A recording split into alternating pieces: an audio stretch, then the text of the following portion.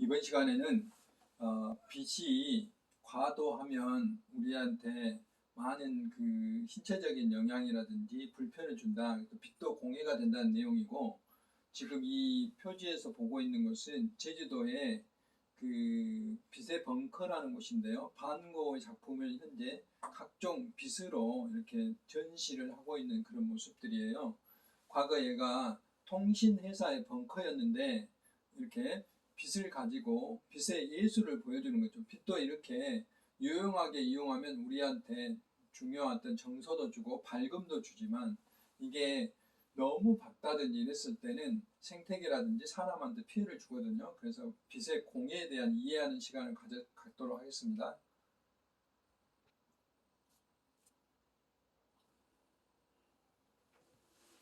미국 나사에서 한국의 밤하늘이라고 그 위성으로 사진을 찍어 놓은 것을 볼 수 있어요. 북한과 우리 남한에 극명하게 대조가 되고 있죠. 특히 수도권하고 우리 광주 지역, 부산 대도시가 있는 지역은 확연히 이렇게 드러나죠. 이런 사진이 발표가 되면서 G20, 20개 주요 국가의 인공 조명 밝기를 국제 공동 연구진이 분석을 해봤더니, 유성을 이용해서 전 세계의 80% 이상이 빛공해를 겪고 있고, 안타깝게도 빛공해가 가장 심한 국가가 이탈리아가 1등 90.3%, 전 국토에 한국이 89.4%로 거의 비슷하죠. 2위를 차지했어요. 이것을 이제 빛공해 지역하고 인구가 사는 곳하고 이렇게 겹치는 비율, 인구별 노출량을 해봤더니 역시 사우디아라비아가 1위고 한국이 역시 2위예요. 그러니까 전 국토에 빛공해가 영향을 받는 것이 한국이 2위, 또 인구별 노출량도 한국이 2위. 이것은 이제 상대적으로 국토 면적이 좁은 국가일수록 그 빛공해에 취약하다 하는 것이 이번 그 조사의 분석의 하나의 결론입니다. 국토가 협소한 싱가포르는 전 국토의 100%, 그러니까 사실은 싱가포르가 1등이죠. 근데 이 G20 국가가 아니기 때문에 이게 포함이 안 돼 있지만 모든 국민이 빛공해에 노출되어 있다. 국토가 넓은 호주는 빛공해 영향을 0.9%밖에 안 받아서 가장 적게 받는 지역으로, 또 캐나다도 2.7%로 두 번째로 적게 받는 지역으로 나타났습니다.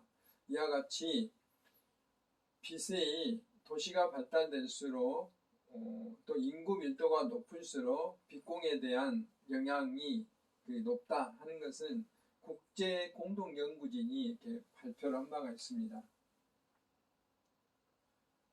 또 빛도 이제 공해라고 말을 하는데, 되게 우리가 어떤 밝은 빛, 특히 요즘 LED 불빛 같은 가로등 같은 직접 쳐다볼 수가 없어요. 이런 것도 우리는 뭐라고 그러죠? 눈부심이라고 그러나, 직접 이런 거에 노출되는 빛이라는데, 너무 밝아서 쳐다볼 수 없는 눈부심. 그 다음에 우리가 집에서 잠을 자는데 커튼을 치지 않으면 바깥에 가로등 불빛이라든지, 또는 이제 그 도로변에 있는 집 같은 경우는 그 자동차 불빛이 들어온다든지 이런 것들은 이제 침입광이라고 그래요. 침입광. 그 다음에 이제 노출되는 빛. 여기서 여기까지만 가로등 같은 경우 꼭 필요한 부위만 이렇게 비춰야 되는데, 다른 그 주변까지 이렇게 비추게 되는 이런 빛들이 이제 생태계에 영향을 미치게 되는 거죠. 또 상향광이라고 있어요. 상향광. 우리가 그 도시에서 가로등 불빛이 받고 광고 불빛이 밝은 곳에서 하늘을 쳐다보세요. 별이 안 보이죠. 그런데 시골에 가서 보면 별이 보이죠. 이것은 상향광, 불빛 때문에 그런 거예요. 그래서 되게 이 세 가지 종류를 가지고 우리는 빛공해다라고 이야기해요. 눈부심, 침입광, 상향광.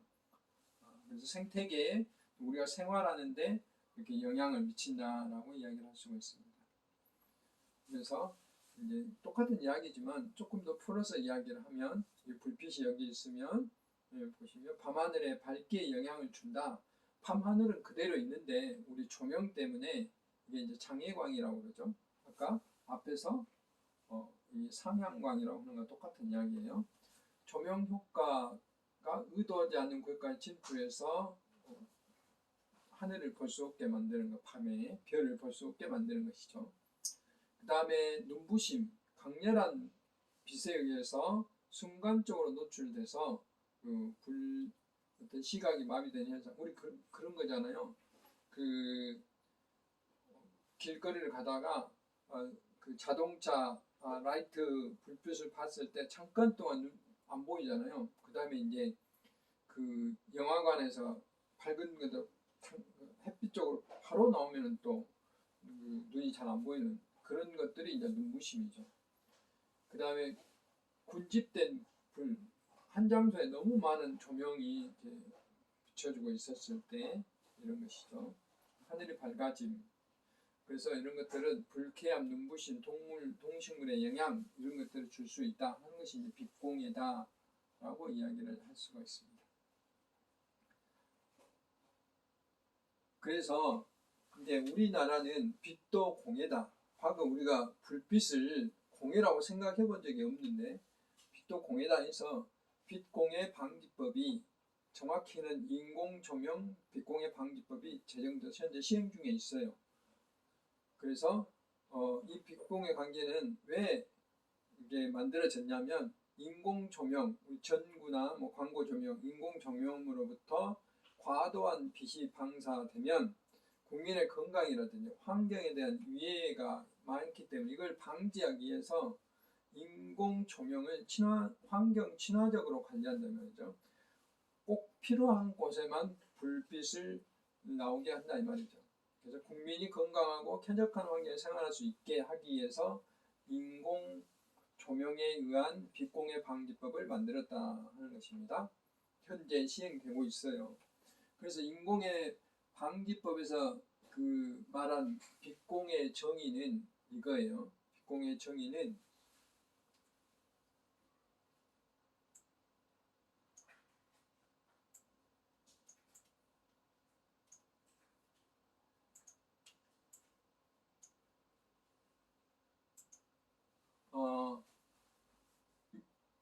인공조명으로 부적절한 사용으로 인한 과도한 빛 또는 비추고자 하는 조명력 아까 누출된 우리 가로등이 비춰야 하는 곳만 비춰야 되는데 과도하게 누출되는 빛 이렇게 함으로써 국민의 건강이라든지 쾌적한 생활을 방해하는 우리가 밝은 빛에서 잠자기 힘들잖아요.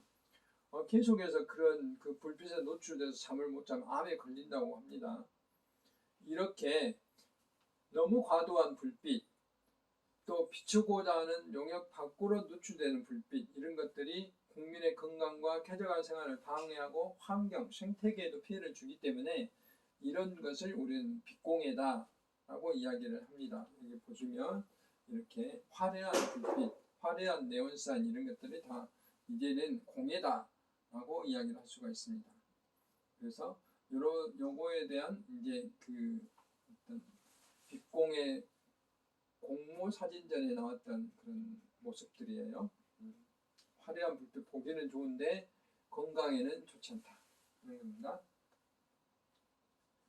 그래서 앞에서 했던 하늘이 밝아진 장애광, 눈부심 이런 것이 있는데 이제 조금 더 뒤에서 다시 설명을 하겠지만 빛공해의 피해 사례는 잠을 자기가 힘들죠. 수면장애, 그 다음에 농작물들은 벼가 잘 자라야 되는데 뭐 웃자란다 할까? 쭉정이가 무성한 벼가 만들어지고 그 쌀을 잘 그 알갱이를 맺지 못하게 한다든지 또 철새들이 이동 경로 자기가 가고자 하는 곳을 가야 되는데 밝은 불빛을 찾아가지 못하고 엉뚱한 곳으로 가든지 아니면 유리창에 부딪혀서 죽는다든지 이런 일이 벌어지고요. 또 개구리나 이런 것들은 불빛을 따라서 이렇게 나오다가 도로에서 그 차에 치여 죽는 거죠. 그걸 로드킬이라고 그러는데 동물 찾길 사고라고 해요. 이렇게 죽게 되는 거죠. 또 이제 천체 관측 같은 경우는 천체 관측을 할 수 없잖아요. 그래서 되게 천체 관측소는 산중에 다 있죠. 또 교통기관 같은 경우는 교통 신호를 볼 수 없도록 하고, 우리가 그 고속도로 그 주행을 하다 보면 뭐 중앙 분리대에 그 빛이 노출되지 않도록 다 이렇게 장치를 해놨잖아요. 만약 그거 안 해놓으면 눈이 필요해서 운전을 할 수가 없겠죠. 그런 것 때문에 다 장치를 해놓은 겁니다. 빛공해 때문에. 그래서 그것도 이제 눈부심이죠. 이런 피해 사례가 있겠다는 것이죠. 구체적으로 하나씩 보면은 우리가 이제 집에서 거주자에 대한 빛공해 영향이에요. 눈부심 때문에 우리 활동에 나쁜 영향을 미친다 이 말이죠. 그것은 이제 가로등과 같은 고희도의 강원이 과다하게 이렇게 비치기 때문에 그렇습니다. 실제로 가로등을 이제 과거에 이런 게 고려 없이 그냥 그 집 앞에 가로등을 설치를 한다든지, 아파트 같은 경우에 바로 이제 뭐 그 침실 앞에 그 가로등을 설치하든 이런 것들을 지금은 이제 다 고려해서 세워야 돼요. 그리고 직접 그 주거지에 침입이 안 되도록 그 다 가시라고 그러죠. 뚜껑 같은 거 이런 걸 달아서 밑에 쪽에만 비칠 수 있도록 이런 장치들이 만들어져야 돼요. 완전히 노출된 가로등은 안 된다는 거죠. 그리고 이제 관광지라든지 아파트도 그 정원 같은 데는 다 키 작은 가로등이 달려져 있잖아요. 그것도 그 희도가 굉장히 낮은 것들, 우리 무릎 높이로 달려 있잖아요. 이거 다 그 빛공해 방지법이 만들어지면서 이렇게 개선이 된 거죠. 주거 공간에 이렇게 과도한 침입강이 불빛이 노출이 되면 암 발생, 생체 리듬이 문제가 생깁니다. 특히 이제 집중력이 감소, 잠을 잘 못 자니까 집중력 감소, 스트레스, 편두통, 광장 공포증, 그래서 정신병이 악화되는 이런 문제까지 생길 수 있어요. 실제 이건 사례이기 때문에 우리가 그래서 이제 그 차광막 같은 걸 설치해서 불빛이 안 들어오게 이제 잠을 자는 게 중요합니다. 저감 방안은 조명기구를 이렇게 눈부심이 없는 조명기구, 또 특히 그 우리가 살고 있는 주거 지역의 상향광은 억제해야 돼요. 우리 간판 같은 게 보면은 밑에서 이렇게 쏘아대잖아요. 이런 건 주거 지역에서는 절대 안 되는 거죠. 차광 장치를 해서 위쪽으로 들어오지 않도록 해야 되는 것이죠. 그 다음에 조명기구 설치하는 방법도 아까 위치라든지 또 높이라든지 이런 걸 바꿔야 돼요. 편배광이라는 것은 비추고자 하는 것만 비춰야지 그 필요 없는 뒤쪽까지 비칠 필요는 없잖아요. 그래서 불필요한 조명기구 사용 같은 경우는 요즘 이제 뭐 아파트 브랜드명이 아파트 뭐 옥상에 이렇게 밝게 비쳐 있다든지 뭐 이런 경우 꽤 많아요. 이건 별로 필요가 없는 건데, 그래서 그것도 밝기라든지 이런 걸 고려해서 또 일정 시간이 지나면 우리 잠잘 시간을 꺼야 된다든지 소등을 해야 된다든지 이럴 필요가 있어요. 그래서 이런 게 이제 저감 방안이에요. 근데 지금 이제 구체적으로 조명 기구가 그런 화려한 것보다는 이런 것들 고려해서 조명 기구를 제작할 수 있도록 계속 국가적으로 노력을 하고 있어요. 가로등 불빛이 보면은 굉장히 필요한 것만 딱 이렇게 비춰야 되는데, 그래서 이게 주거 지역에 영향을 미칠 수가 있는 것이죠. 그래서 이런 가로등은 갓을 씌워서 밑에만 비칠 수 있도록 이렇게 해야 된다는 거죠. 그 다음에 이제 길거리에서 자동차 운전자 또는 자전거 이용자, 보행자들에게 피해를 미치는 경우 확산형 조명기구, 뭐 광고판, 또 아까 제가 상향등 말을 했죠. 그때는 그런 것보다 시인성 저하라고 해요. 눈부심이 착 비쳐서 보이지 않는 거. 그럼 운전자가 신호등이 안 보이는 거죠. 또 그 불빛을 혼동합니다. 신호등과 불빛을 혼동해서 사고 발생할 수가 있어요. 이런 문제가 특히 이제 그 상가 건물 같은 경우에 반사가 잘 되는 유리창 같은 게 있으면 운전하는데 상당히 지장이 있을 수가 있어요. 이런 것도 고려를 해야 된다 하는 겁니다. 그다음에 천체 관측 같은 경우는 그 인공 조명빛이 대기 중에 먼지나 수분에게 확산돼서 밤하늘이 밝아져서 천체 관측이 안 되는 거거든요. 이건 특히 성형광을 이제 막아야 되는 거죠. 저감 방안이. 뭐 길거리의 빛, 우리가 이제 빛은 반드시 필요합니다. 왜냐하면 밤에도 우리가 활동을 해야 되기 때문에, 또 이렇게 관광지라든지 상가들은 영업을 해야 되기 때문에 반드시 필요한데, 과도한 불빛은 안 된다는 것이죠. 특히 이제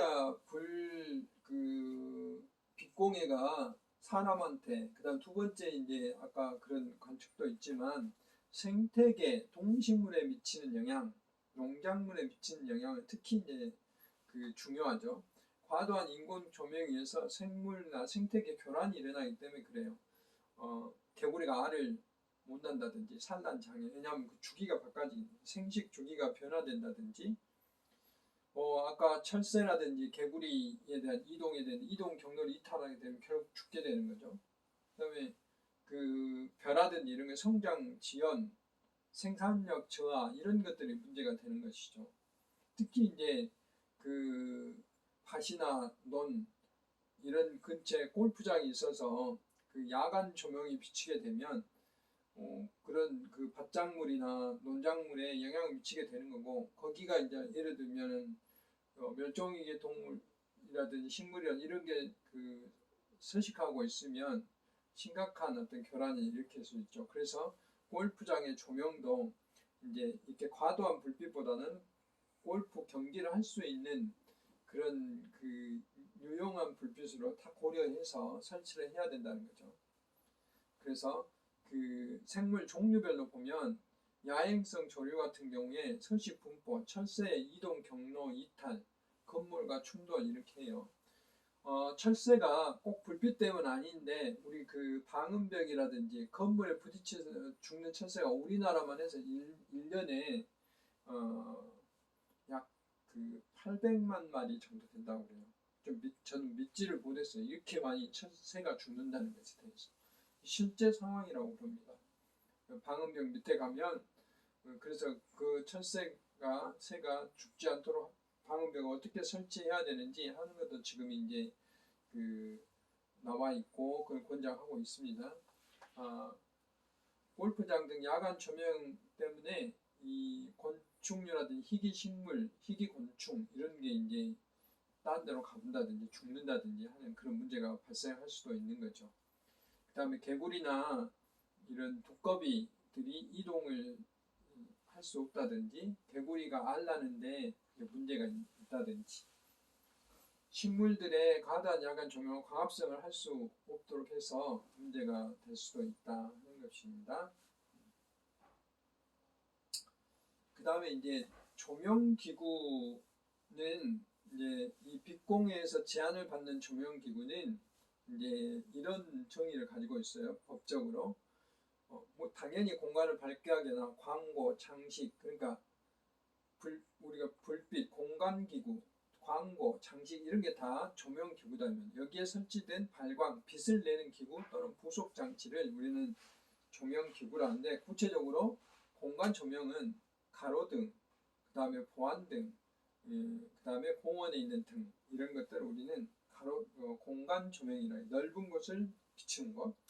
그 다음에 광고 조명은 5개 광고법에 허가를 받아야 하는 5개 광고물, 이런 것을 우리는 이제 광고 조명이라고 했습니다.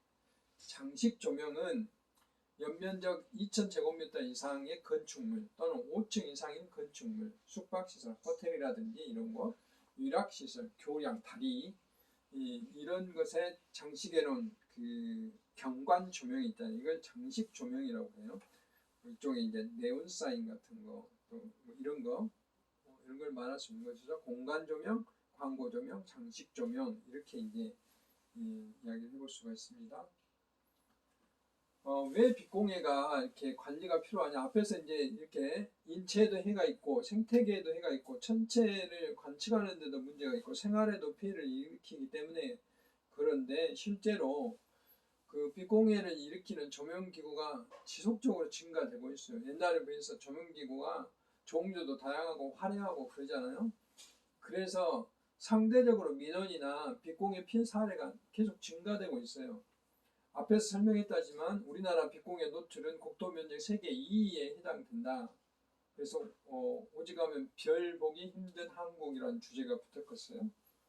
그래서 지금 보면 전국적으로 이렇게 그 빛공에 의한 민원이 약 7천여 건이고 서울만 해도 2,500여 건 정도의 2017년도에 민원이 빛공에 민원이고 광주도 마찬가지로 꽤 빛공에 민원이 많이 발생하고 있습니다. 수면 장애, 수면 방해에 대한 것이 55% 정도, 그다음 농작물 피해가 23%, 생활 불편, 눈부심, 대표적으로 이런 그 민원들이 발생하고 있는 것이죠.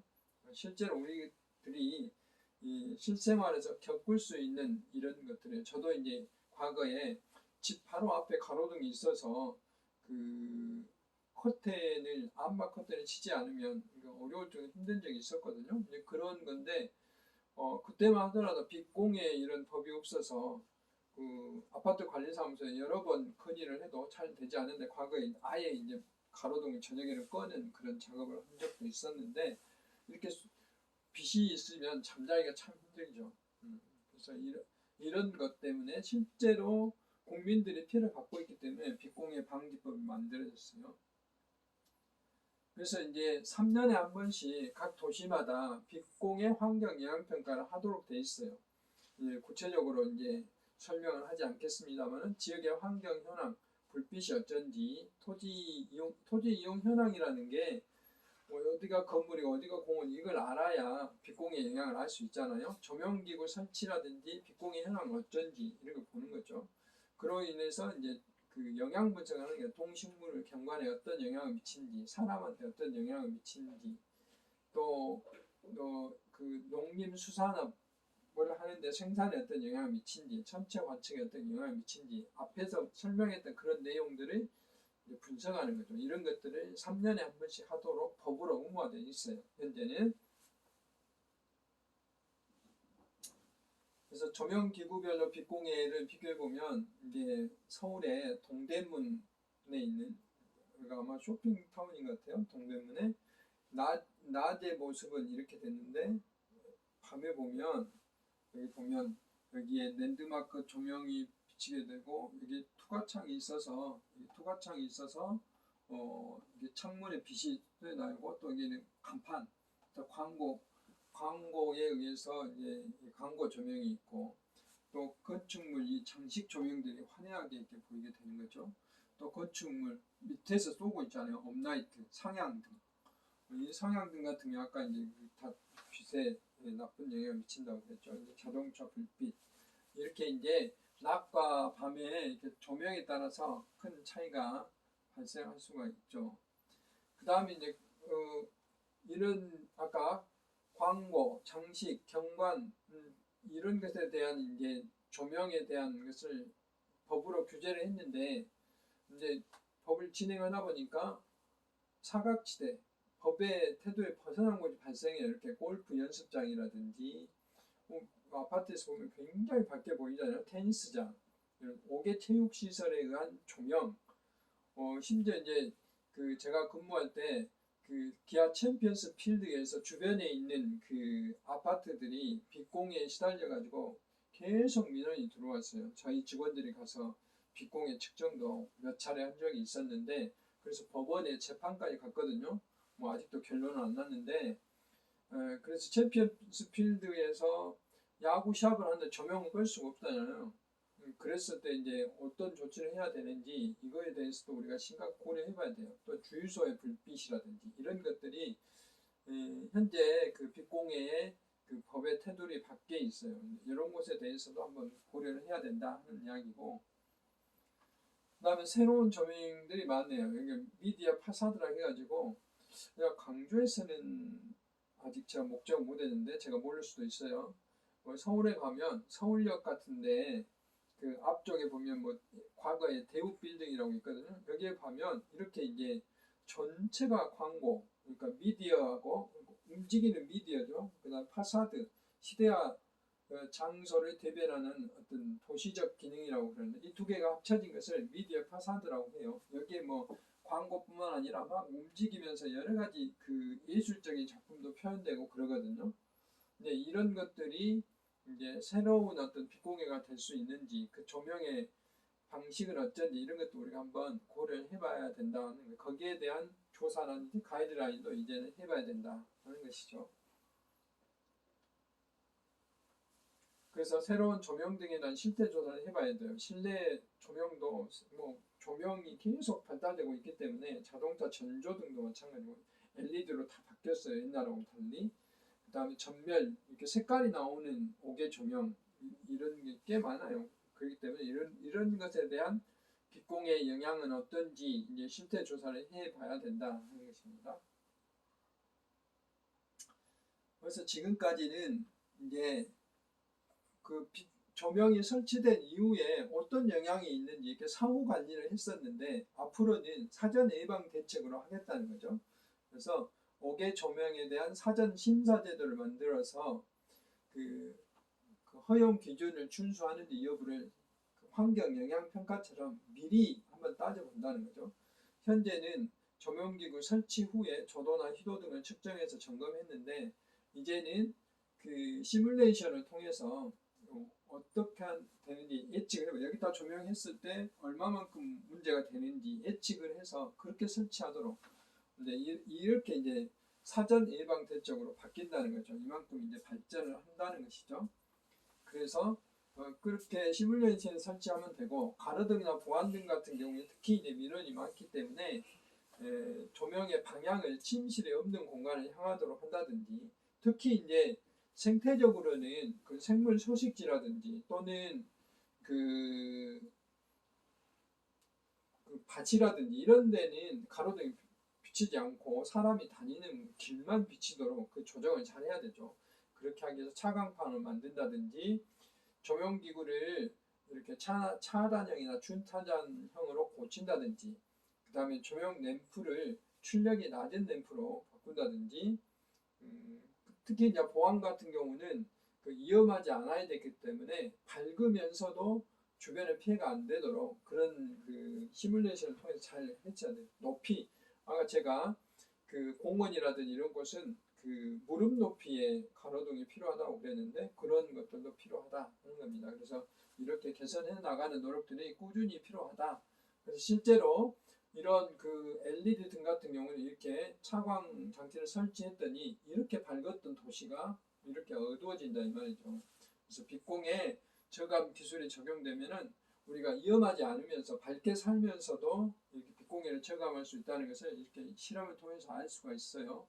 그래서 이런 아까 그런 예방 조치도 필요하고 그 다음에 앞으로는 옥외 조명을 원격에서 조정하면 너무 밝으면 이게 조도를 좀 낮출 수 있다든지 그런 센서들 같은 것을 그 정해서 이렇게 하면 되겠다는 그 요즘 유행하는 게 알고리즘인데 여기에도 이제 이런 알고리즘을 이용해서 하면은 빛공해뿐만 아니라 에너지 소비도 줄일 수 있어서 또 우리가 경관을 아름답게 할 수 있으면서도 환경도 좋게 할 수 있는 그런 기술들이 이제 지속적으로 도입되고 있습니다. 그래서 우리가 별이 보이는 하늘을 회복했으면 좋겠다 하는 것이고 그렇게 해서 국가에서는 현재 별이 보이는 밤, 그 다음에 편히 잠드는 밤, 은하수가 보이는 하늘이라는 주제하에 이렇게 대책을 세워서 관리를 하고 있다 하는 것을 말씀드리고요. 이제 우리들도 혹시라도 우리 집에 있는 그 불빛이 너무 과도하지 않는지 또 그런 여러 가지 노력들을 함께 해보는 노력이 필요합니다. 그래서 우리가 사는 공간에 밤하늘을 바라볼 수 있으면 더욱 좋겠다 하는 차원에서 내가 빛공에 대해서 말씀을 드렸습니다. 시작에서 말씀드렸던 그 제주도의 빛의 벙커 방고의 빛의 작품의 일부입니다. 지금은 끝났는가 모르겠지만 나중에 기회가 되면 여기 아마 다른 작품도 또 전시할 것 같아요. 빛의 현란함, 또 빛에 의한 아름다움 이걸 맛볼 수 있으리라고 생각됩니다. 또 빛공에 대한 이야기를 마치도록 하겠습니다. 수고 많으셨습니다.